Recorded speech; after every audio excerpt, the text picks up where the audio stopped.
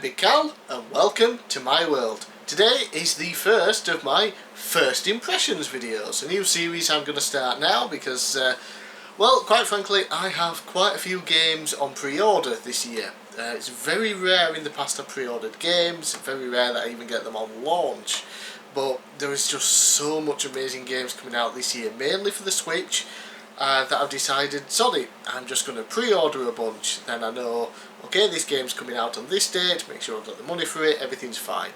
So yeah, I'm going to be doing first impressions videos of all the games that I pick up this year for the first time. Maybe even a few first impressions videos of older games that I've never played before. And trust me, I've got a ton. Most of them I've only played just to test that the disc or the cartridge works. So, the first impressions video is going to be on a game that just came out today, got it through the post this morning, nice and early, so that's awesome. And it is the Crash Team Racing remaster, Crash Team Racing Nitro Fueled. Got it on the Switch, of course it is out on the Xbox One and the PS4. Is it out on PC? I don't think so just yet. I don't know if it is or not, but if it's anything like the the Crash trilogy and the Spyro trilogy even, probably will come to PC, but yeah. So the original on the PlayStation 1, my copy is a bit odd. I have the Platinum cover, but the cover doesn't fit the PS1 case, odd on its own. The cover is for the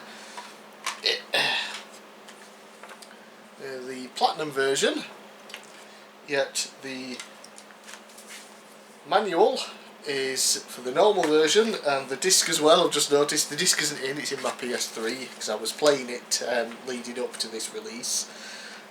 But then the back cover and the side is for Crash Bandicoot 3 Warped. Bought this on eBay many years ago. It was dirt cheap, so I didn't really care at the time. I just wanted to play the game. Nowadays, yes, I would like a proper case and cover for it, but you know, have the original. So yeah, I was playing the original yesterday leading up to this to sort of remind myself of what the original was like, so we could kind of compare. I was playing it through the PS3. So the original game is still a ton of fun. It still controls fantastically. It looks good enough for PS1 in my opinion. The racing is very fast paced, no slowdown in it whatsoever, no matter how many people are on the track and weapons flying around everywhere, so they did a really good job with that. And it's just a really fun game. So, the remaster, how does it hold up? The Crash Trilogy remaster I did not like. Because they changed the jumping, and that might not seem like a big deal to a lot of people, and that's fine. If you didn't care or didn't mind or didn't even notice, that's okay, but for me, especially Crash Bandicoot 2, I've been playing that since it came out. I still play it every year probably. I'll take it out, give it a go. So to go from playing the game for so many years, for like 20 years, and then getting the remaster and them changing how it controls, how the jumping works, just threw me completely off, and I just can't get used to it, and I don't even really want to try. I'll just play the originals. This version of Crash Team Racing, on the other hand, controls absolutely fantastically. It controls just as perfectly, really, as the original.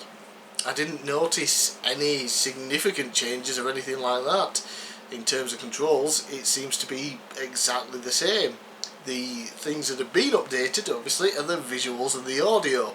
The tracks now look incredible, and it just sounds fantastic. You know, higher sound quality, so you get those great Crash Bandicoot style tracks and sound effects, and yeah, it is wonderful.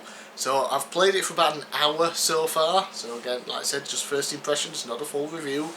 And yeah, I would absolutely highly recommend everybody get this. If you played the original, you will absolutely love this. If you haven't played the original but you like kart races like Mario Kart or the Sonic games, yep, definitely pick this one up as well. I've had more fun with this so far in the hour that I've played it than I did with Team Sonic Racing, which, you know, was a step down from the All Stars Racing Transformed games, which was a shame. But it is kind of cool that on my Nintendo Switch I have Mario Kart 8 Deluxe, Team Sonic Racing and Crash Team Racing all on the same system.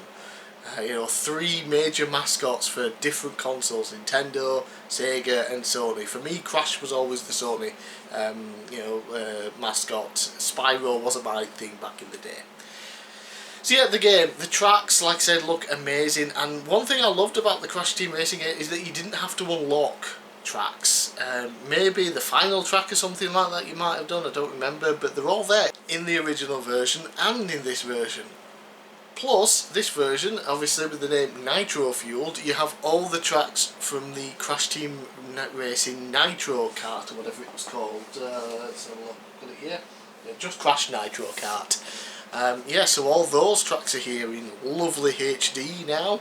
I've got the PS2 version. They don't look the best. Apparently the Xbox version's the better one. But yeah, who needs that now when they're all in this, including the characters. You unlock characters through the adventure mode, which is back. So far I've unlocked Ripperoo, which you do by simply defeating him in the boss race, which I don't think you could do in the original.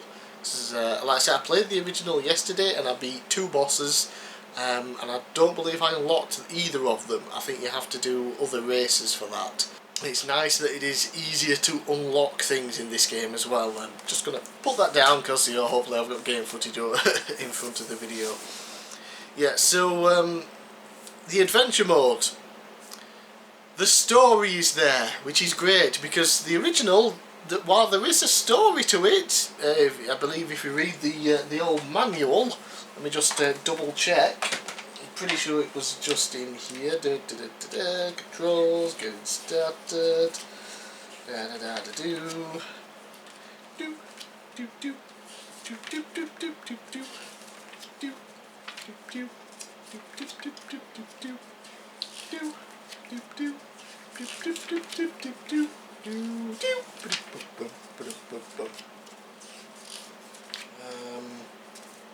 Okay.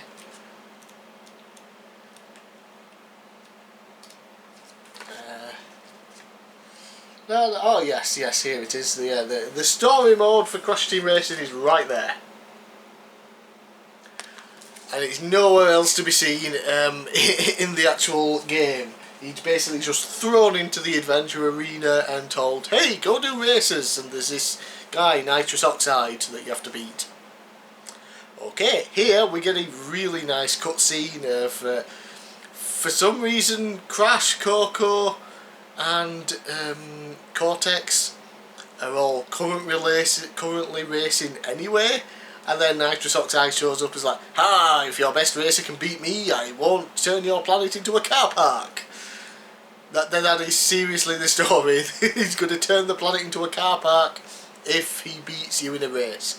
So you get a cool cutscene of all the characters, building their carts and things. Really funny moment with Tiny. He's got a little tiny screw and he's trying to put in with a hammer, and he drops it and then just smashes his cart to pieces.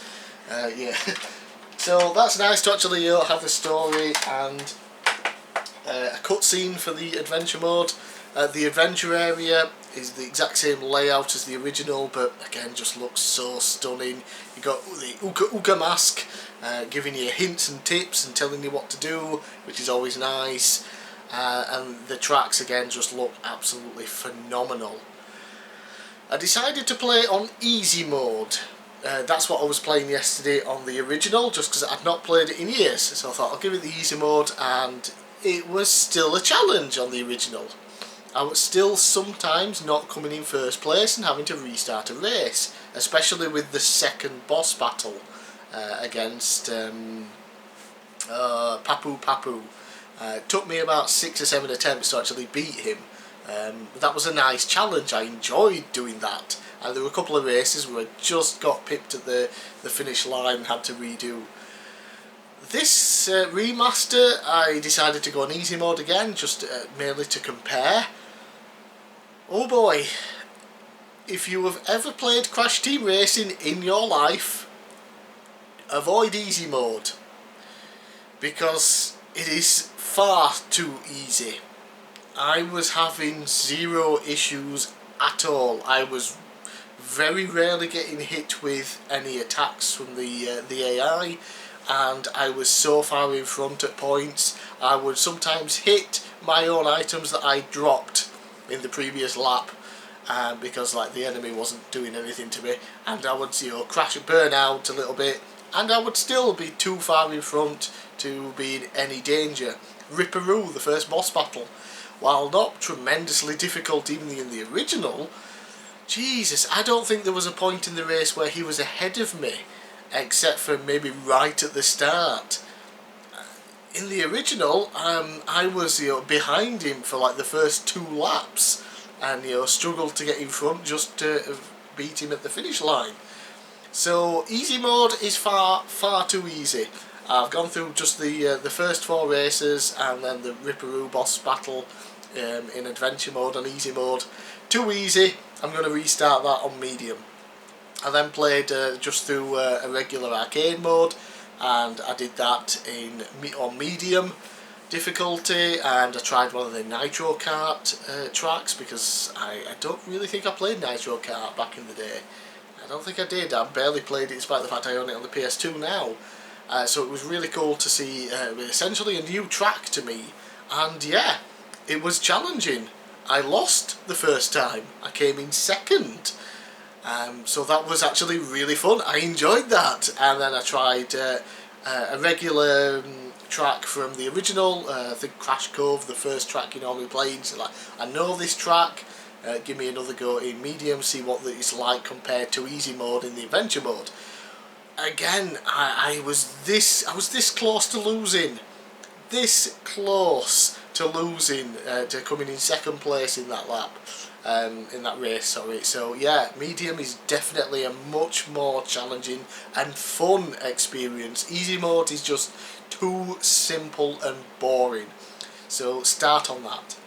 One of the new features that we do get in this game, as well as obviously the Nitro Kart tracks, is some kart customization.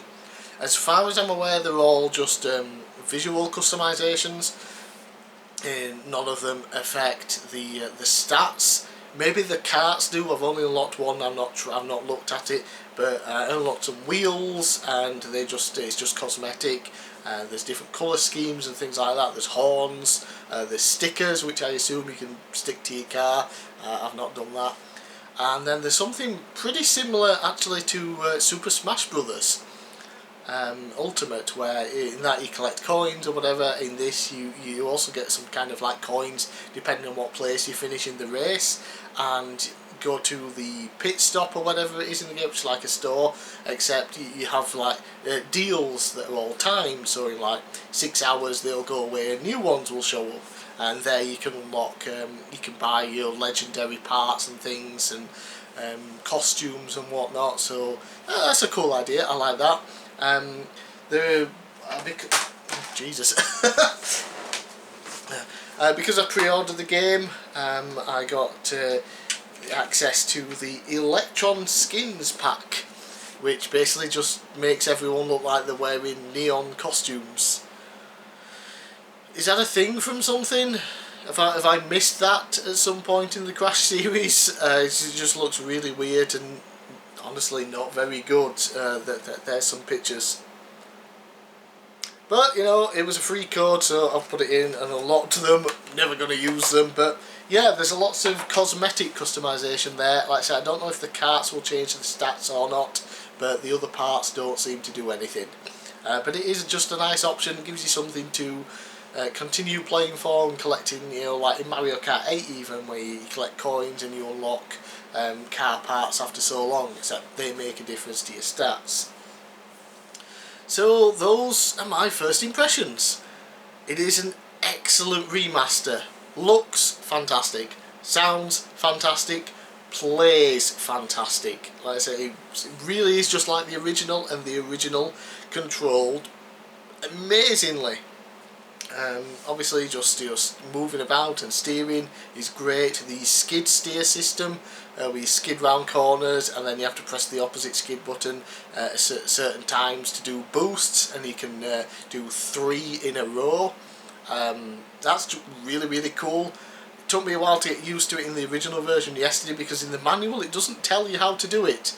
I had to wait until about 3 races in the adventure mode for Aku Aku to tell me it in a hint. Here, it doesn't tell you straight away in a hint, but during loading screens there are hints, and it tells you much sooner, thankfully. But I already knew what to do, and once you get the hang of it, it works fantastically, and it's just really cool to skid around corners, do some boosts, skid around another corner, do some more boosts, and yeah, it feels fantastic to play. So, Crash Team Racing Nitro Fueled, first impressions are that it's fantastic. You should absolutely pick it up on whatever platform that you have that you can play it on. Yeah, it has my absolute approval. So, I'm bigcal, thanks for watching. Let me know down in the comments below what you think to the remaster, if you're going to pick it up or not, and I'll see you again next time.